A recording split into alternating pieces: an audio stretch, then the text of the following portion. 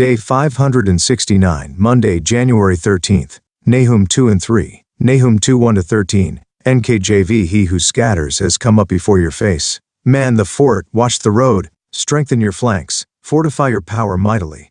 For the Lord will restore the excellence of Jacob like the excellence of Israel, for the emptiers have emptied them out and ruined their vine branches. The shields of his mighty men are made red, the valiant men are in scarlet. The chariots come with flaming torches in the day of his preparation, and the spears are brandished. The chariots rage in the streets, they jostle one another in the broad roads, they seem like torches, they run like lightning. He remembers his nobles, they stumble in their walk, they make haste to her walls, and the defense is prepared. The gates of the rivers are opened, and the palace is dissolved. It is decreed, she shall be led away captive, she shall be brought up, and her maidservants shall lead her as with the voice of doves, beating their breasts. Though Nineveh of old was like a pool of water, now they flee away. Halt, halt, they cry, but no one turns back. Take spoil of silver, take spoil of gold. There is no end of treasure or wealth of every desirable prize. She is empty, desolate, and waste. The heart melts and the knees shake. Much pain is in every side, and all their faces are drained of color. Where is the dwelling of the lions, and the feeding place of the young lions? Where the lion walked, the lioness and lion's cub, and no one made them afraid. The lion tore in pieces enough for his cubs, killed for his lionesses, filled his caves with prey, and his dens with flesh. Behold, I am against you, says the Lord of hosts. I will burn your chariots in smoke, and the sword shall devour your young lions. I will cut off your prey from the earth, and the voice of your messengers shall be heard no more. Nahum 3 1-19. NKJV. Woe to the bloody city! It is all full of lies and robbery. Its victim never departs. The noise of a whip and the noise of rattling wheels, of galloping horses, of clattering chariots.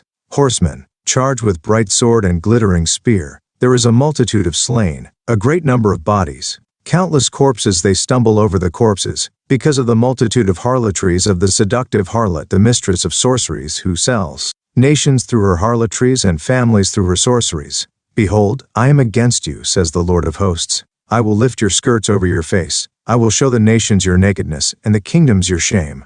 I will cast abominable filth upon you, make you vile, and make you a spectacle. It shall come to pass that all who look upon you will flee from you and say, Nineveh is laid waste. Who will bemoan her? Where shall I seek comforters for you? Are you better than Nahum that was situated by the river, that had the waters around her, whose rampart was the sea, whose wall was the sea? Ethiopia and Egypt were her strength, and it was boundless. Put and Lubim were your helpers. Yet she was carried away, she went into captivity. Her young children also were dashed to pieces at the head of every street. They cast lots for her honorable men, and all her great men were bound in chains.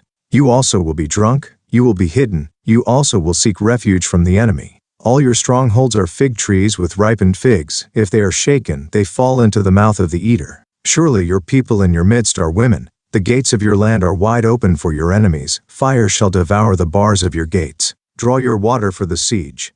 Fortify your strongholds. Go into the clay and tread the mortar. Make strong the brick kiln. There the fire will devour you. The sword will cut you off. It will eat you up like a locust.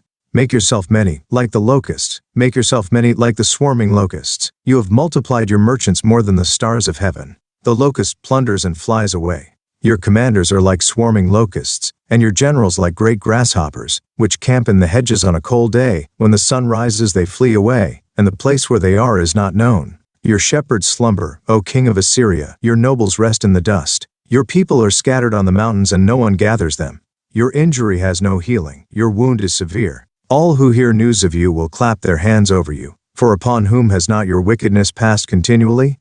Daily Deep Dive. The UCG reading plan states, Man the fort.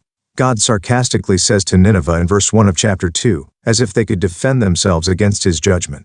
It is not clear who is meant in verse 1 by he who scatters or he that dasheth in pieces KJV. It could be a reference to God himself. The returning Jesus Christ at the end time will dash his enemies in pieces. Revelation 2:2628. Or it could refer to other forces God brings against Assyria. Indeed, the latter seems to be supported somewhat by Nahum 2:2, as we will see. The King James Version translators rendered verse 2 to say that God hath turned away the excellence of Jacob, perhaps seeing this from the emptied and ruined state of Israel at the end of the verse. Yet many other versions, including the New King James and Jewish Tanakh, translate this to say God will restore the excellence of Jacob. In this picture, The emptiers, the Assyrians, have emptied and ruined the Israelites. But God will restore them, and he restores Jacob, the rejected physical Israelites, to be like Israel, his chosen covenant people. Thus verses 1 and 2 appear to be telling Nineveh to defend itself against a restored Israel.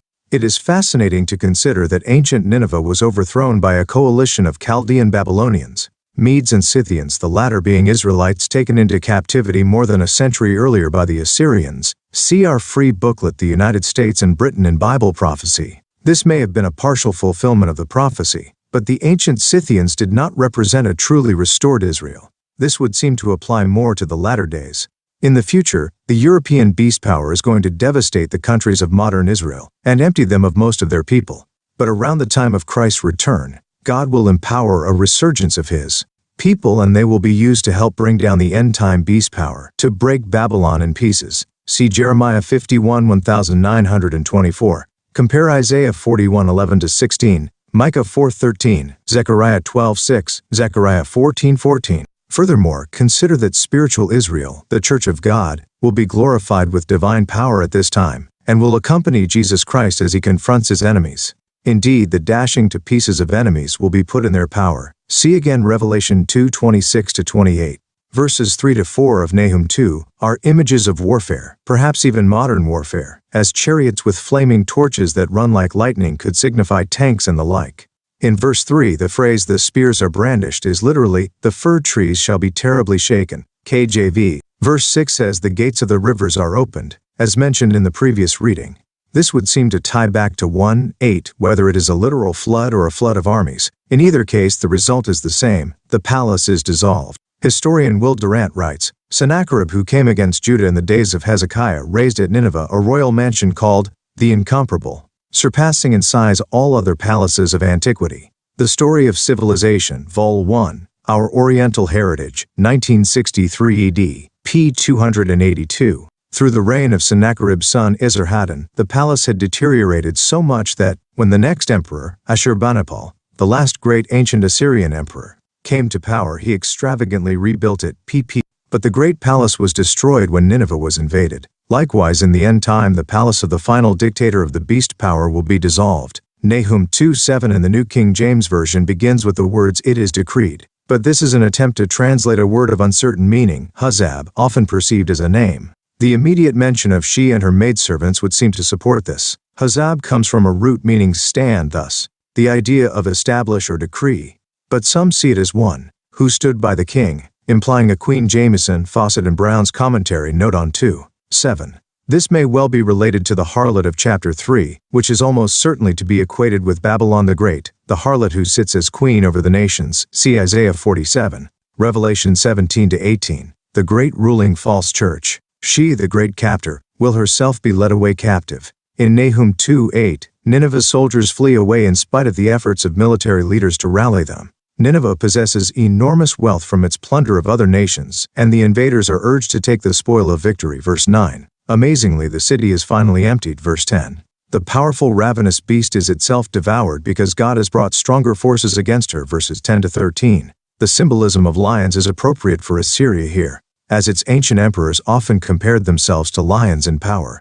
Chapter 3 recaps the whole scene in a woe oracle, pronounced over those doomed by God. Nineveh is described as a bloody city, constantly at war, deceitful in foreign policy and plundering her neighbors. Verses 1-3. We have seen the like in the Third Reich. Yet that was but a forerunner of the end-time European empire yet to appear on the world scene. But as this prophecy shows, in the end Assyria, ancient and future, will itself be bloodied and plundered.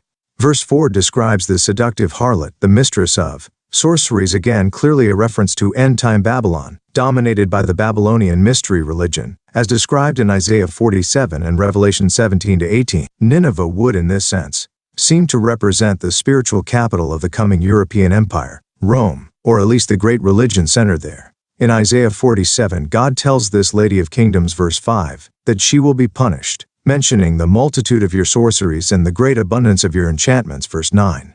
In Nahum 3:4, she is said to have sold entire nations. This has happened and will happen in a spiritual sense, as this system has given peoples over to the ruler of this world and his evil doctrines for her increased power and wealth. But it has also happened literally, as the Roman bishops of the Middle Ages gave peoples over to various despots to ensure the dominions of the Church. There will also be a literal fulfillment when the end-time harlot participates in the selling of conquered peoples prior to Christ's return, Revelation 18:9-13. For her abominations God will cause her to be shamed, defiled, and destroyed. Nahum 3:5-7, see Revelation 17:16. In Nahum 3:8, God refers to No-Amon, the city of Thebes in Egypt. Thebes had itself sat on a great river, the mighty Nile. It had been the seat of many pharaohs and a major center of religious worship and sprawling temples. Her neighbors were allied with her, yet she fell in ignominy to the Assyrians in 663 BC, her children slaughtered and her mighty ones taken captive, verses 9-10. Here, God announces that Nineveh will fare just as badly before his coming onslaught. Nineveh will be taken as easily as ripe figs are shaken from a tree. The soldiers of Assyria will be as drunken or as women in the coming battle, and her fortresses useless, verses 11-13. Her leaders will disappear when the need for them is greatest, verse 17. They will sleep in the dust and be forgotten, verse 18. The peoples who are left will at last rejoice, relieved at the removal of the empire's continual oppression and harsh treatment of them, verse 19. All this surely came to pass in 612 BC as a type of what is yet to occur in the last days. Notice historian Will Durant's account of what happened to ancient Nineveh. Ashurbanipal died in 626 BC. 14 years later, an army of Babylonians under Nabopolassar united with an army of Medes under Cyaxares and a horde of Scythians from the Caucasus, and with amazing ease and swiftness captured the citadels of the north. Nineveh was laid waste as ruthlessly and completely as her kings had once ravaged Susa and Babylon. The city was put to the torch, the population was slaughtered or enslaved, and the palace so recently built by Ashurbanipal was sacked and destroyed. At one blow Assyria disappeared from history. Nothing remained of her except certain tactics and weapons of war, certain voluted capitals of semi-Ionic columns, and certain methods of provincial administration that passed down to Persia, Macedon, and Rome. The Near East remembered her for a while as a merciless unifier of a dozen lesser states, and the Jews recalled Nineveh vengefully as the bloody city full of lies and robbery. In a little while all but the mightiest of the great kings were forgotten, and all their royal palaces were in ruins under the drifting sands. 200 years after its capture, Xenophon's 10,000 marched over the mounds that had been Nineveh, and never suspected that these were the site of the ancient metropolis that had ruled half the world. Not a stone remained visible of all the temples with which Assyria's pious warriors had sought to beautify their greatest capital.